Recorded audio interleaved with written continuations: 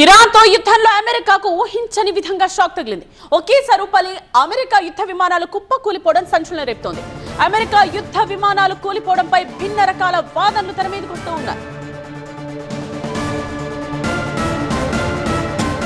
Kuwait లో F-15 యుద్ధ విమానాలు కూలిపోవడంపై అమెరికా సెంట్రల్ కమాండ్ కీలక ప్రకటన విడుదల చేసింది. కువైట్ తో ఫ్రెండ్లీ ఫైర్ లో 3 F-15 యుద్ధ విమానాలను కోల్పోయినట్టు ప్రకటించింది. పైలట్లు సురక్షితంగా ఈ ప్రమాదం నుండి బయటపడినట్టు తెలిపింది. కువైట్ బలగాలు తమ విమానాలను పొరపాటుగా కూల్చేసినట్టు ప్రకటించింది. తమ పైలట్ల ప్రాణాలు కాపాడినందుకు కువైట్ రక్షణ శాఖకు అమెరికా ధన్యవాదాలు తెలిపింది. అయితే కువైట్ మాత్రం ఫ్రెండ్లీ ఫైర్ మాటెత్తలేదు. ఇవాళ ఉదయం తమ దేశంలో చాలా అమెరికా యుద్ధ విమానాలు కూలిపోయినట్టుగా తెలిపింది. పైలట్స్ ని తాము కాపాడి హాస్పిటల్ కి తరలించినట్టుగా తెలిపింది. అమెరికా 3 F-15 యుద్ధ విమానాలు కోల్పోయినట్టు ప్రకటిస్తే కువైట్ మాత్రం చాలా విమానాలను అమెరికా కోల్పోయినట్టుగా తెలిపింది. ఇక ఇరాన్ వాదన ఈ రెండు దేశాలకి కంప్లీట్ గా చాలా డిఫరెంట్ గా వినిపిస్తోంది.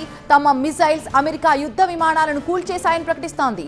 ఇరాన్ రెవల్యూషనరీ గార్డ్స్ వీడియో కూడా విడుదల చేసింది. రెండో ప్రపంచ యుద్ధం తర్వాత అమెరికాకు ఇంత మొత్తంలో నష్టం జరగటం ఇదే తొలిసారి అంటుంది. పూర్తి అప్డేట్స్ అందించడానికి మా అసోసియేట్ ఎడిటర్ మహాత్మా లైవ్ లో సిద్ధంగా ఉన్నారు. మహాత్మా, ట్రంప్ వ్యాఖ్యలు చూస్తుంటే ఇంకో నెల రోజుల పాటు యుద్ధం ఇదే విధంగా కొనసాగే అవకాశాలు కనిపిస్తున్నాయి. అసలు దీనికి ముగింపు అనేది ఉంటుందా ఇప్పట్లోగా? ఎందుకంటే ఎక్కువ సమయం యుద్ధానికి కేటాయించాల్సిన పరిస్థితులు ప్రస్తుతం పశ్చిమాసియాలో నెలకొన్నాయి. Iran supreme leader Ayatollah Ali ఖమేనీని అంతం చేస్తే ఇక యుద్ధం ఆగిపోతుంది, ఇరాన్ తమ దారికి వస్తుంది అని చెప్పి ట్రంప్ కానీ లేకపోతే ఇటు ఇజ్రాయెల్ నెతన్యాహు కానీ భావించారు. కానీ ఆ ఖమేనీ చనిపోయిన తర్వాత ఇరాన్ మరింత తీవ్ర రూపాన్ని దాల్చిందని చెప్పవచ్చు. మరింత తీవ్ర స్థాయిలో విరుచుకుపడుతూ ఇటు ఇజ్రాయెల్ని టార్గెట్ చేసుకుంది. ఇజ్రాయెల్తో పాటుగా అమెరికాకు బేస్లు ఏర్పాటు చేసుకోవడానికి అవకాశం కల్పించిన గల్ఫ్ దేశాలన్నింటినీ కూడా టార్గెట్ చేసింది. అమెరికన్ ఎయిర్ బేస్లు, మిలిటరీ బేస్లు, నేవల్ బేస్లు ఎక్కడెక్కడైతే ఉన్నాయో వాటన్నింటి మీద మిసైళ్ళు, డ్రోన్లను ప్రయోగించింది. వాటిలో కొన్నింటిని అడ్డుకోగలిగినప్పటికీ కొన్ని వచ్చి ఆ ఎయిర్ బేస్లని వాటిని ధ్వంసం చేయగలిగాయి. అంతేకాదు అమెరికన్ ఫైటర్ జెట్స్ని సైతం కూల్చేశామంటూ ఇరాన్ సైన్యం ప్రకటించుకుంటోంది. దానికి తగ్గట్టే అమెరికా సైతం తమ F-15 ఫైటర్ జెట్లు 3 కోల్పోయామంటూ ఆదేశం ప్రకటించింది. కువైట్ తమ గగనతలంలో అమెరికాకు చెందిన ఫైటర్ జెట్స్ కూలిపోయాయి, నెంబర్ ఎంత అన్నది చెప్పకపోయినప్పటికీ కూలిపోయాయి అంటూ చెప్పుకుంటూ వచ్చింది. సో ఇదంతా చూస్తుంటే అమెరికా ఊహించిన దానికంటే ఎక్కువ నష్టాన్ని ఎదురు చూడాల్సి వస్తుంది. ఇరాన్ ఈ స్థాయిలో ప్రతిదాడి చేస్తుంది, ప్రతీకార దాడులకు పాల్పడుతుంది అని అమెరికా సైతం ఊహించలేకపోయిందని చెప్పవచ్చు. ఇరాన్ కూడా చాలా పిన్ పాయింటెడ్గా అమెరికన్ సైనిక స్థావరాలను లక్ష్యంగా చేసుకుని ధ్వంసానికి పాల్పడుతూ వచ్చింది.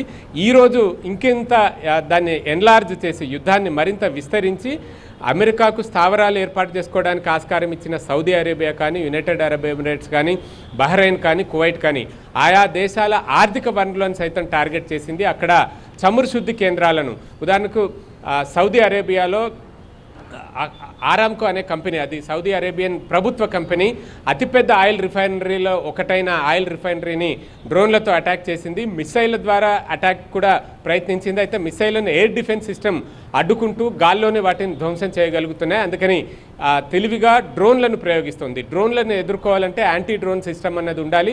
అది కూడా ఒకేసారి కుప్పలు తెప్పలుగా వచ్చి పడే డ్రోన్లను ఎదుర్కోవడం ఏ యాంటీ డ్రోన్ సిస్టమ్కి కూడా సాధ్యపడదు. కొన్నింటిని కూల్చగలిగినా కొన్ని మాత్రం టార్గెట్ని హిట్ చేస్తూనే ఉంటాయి. ఆ క్రమంలోనే ఎక్కువ నష్టాన్ని ఇప్పుడు ఈ గల్ఫ్ కంట్రీస్ చవి చూడాల్సి వస్తుంది. ఓవరాల్గా పశ్చిమాసియా అగ్నిగుండంగా మారిందని చెప్పవచ్చు. ఈ యుద్ధం 3-4 రోజుల్లో అయిపోతుంది అనుకున్నది కాస్త 3-4 వారాల పాటు సాగే అవకాశం కనిపిస్తుంది ప్రస్తుతం. ఇరాన్లో లీడర్షిప్, టాప్ మిలిటరీ కమాండర్సు హతమైనప్పటికీ కూడా అక్కడున్న నెక్స్ట్ లెవెల్ లీడర్షిప్ ఈ యుద్ధాన్ని కొనసాగిస్తూనే ప్రతీకార దాడులతోటి ఇజ్రాయెల్కి, గల్ఫ్ దేశాలకి, అమెరికాకి చుక్కలు చూపిస్తున్నారు. ఇజ్రాయెల్ ప్రధాని కార్యాలయం వరకు కూడా ఈ మిసైళ్లను, డ్రోన్లను ప్రయోగించగలిగారంటే అర్థం చేసుకోవచ్చు. ఐరన్ డోమ్ వంటి అత్యంత పటిష్టమైన ఎయిర్ డిఫెన్స్ సిస్టమ్ ఇజ్రాయెల్కు ఉంది. అయినప్పటికీ కూడా దాన్ని ఛేదించుకుని ఇరాన్ మిసైళ్లు, ఇరాన్ డ్రోన్లు ఆ దేశంలోకి వెళ్ళి విధ్వంసం సృష్టించగలుగుతున్నాయంటేనే ఈ వార్ ఇంపాక్ట్ అనేది మిడిల్ ఈస్ట్ కంట్రీస్ పై ఏ విధమైన ఎఫెక్ట్ చూపించే ఛాన్స్ ఉంది? ఇక అందరూ మాట్లాడుకుంటున్నట్టుగా చమురు ధరలు, అలాగే స్టాక్ మార్కెట్స్ పరిస్థితి ఏ విధంగా ఉండొచ్చు? ప్రపంచ చమురు అవసరాలను తీర్చడంలో గల్ఫ్ కంట్రీస్ది చాలా కీలకమైన పాత్ర. అందులో ఇటు ఇరాన్ నుంచి మొదలు పెడితే Saudi Arabia, United Arab Emirates, Kuwait, Qatar, Bahrain, Oman ఇలా అన్ని దేశాల్లోనూ పెద్ద మొత్తంలో చమురు ఉత్పత్తి అవుతుంది. దాని చమురును శుద్ధి చేసి ప్రపంచం అంతటికి కూడా సరఫరా చేస్తూ ఉంటుంది. ఇరాన్లో ఈరోజు జరిపిన దాడుల్లో 20% వరకు చమురు సరఫరా చేసే ఆహ్వాజ్ పైప్ లైన్ ధ్వంసమైంది. అమెరికన్ ఎయిర్ స్ట్రైక్స్లో అది ధ్వంసమైంది. ఇలాగ అటు ఇరాన్ జరిపిన ప్రతి దాడుల్లో ఇటు సౌదీలోను కువైట్లోనూ ఉన్న రిఫైనరీలు దెబ్బతిన్నాయి. సో దీంతో మొత్తంగా చమురు ఉత్పత్తి మీద ప్రభావం పడింది. అలాగే సరఫరా పైప్ లైన్స్ కూడా దెబ్బతినడం, అంటే ఉత్పత్తి సరఫరా రెండు కూడా దెబ్బతిన్నాయి. ఈ కారణంగా చమురు ధరలు ఖచ్చితంగా పెరుగుతాయి.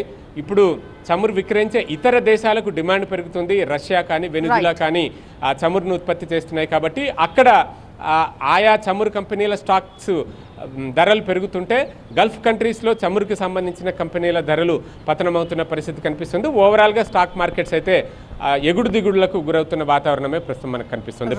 Thank you Mahatma.